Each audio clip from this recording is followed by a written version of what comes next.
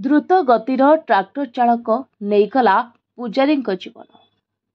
रायबणिया थाना अंतर्गत ओलमरा पंचायतर राजनगर गाँवर छोट बस्ती बांक रास्ता मुक्तार साहांक घर पाखरे एक भंगा इटा बोझे ट्राक्टर सही पंचायतर गोपालपुर गाँवर पूजारी लक्ष्मीकांत दास को ऊपर चढ़ी जावा फल घटनास्थल में तांकर मृत्यु होइछे।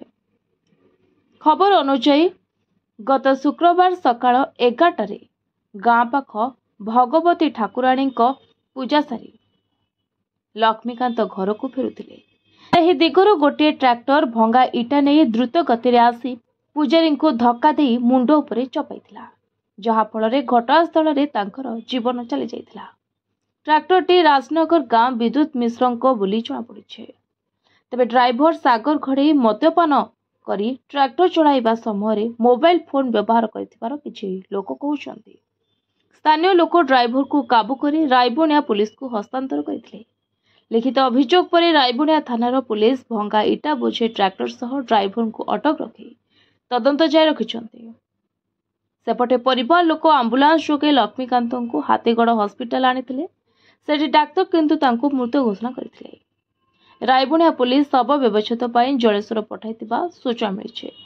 डाक्तर मालिक बिना नंबर रे और ड्राइवर बिना लाइसेंस रे गाड़ी चलाइबा अत्यंत चिंतार विषय।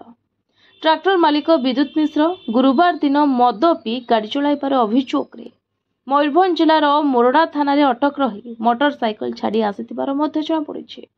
आगुरु तांको नारे थाना रे अनेक अभियोग रहिथिबा सूचना मिली। लक्ष्मीकांत परिवार अत्यंत गरीब परिवार, एणु परिवार को न्याय और क्षतिपूरण मिलवा सह रायबणिया अंचल बिना लाइसेंस और कम बयसर पिला ड्राइवर देशी मद पी द्रुत गाड़ी चलाइबार प्रशासन अंकुश लगाइबार ग्रामवासी तरफ दाबी होइछे।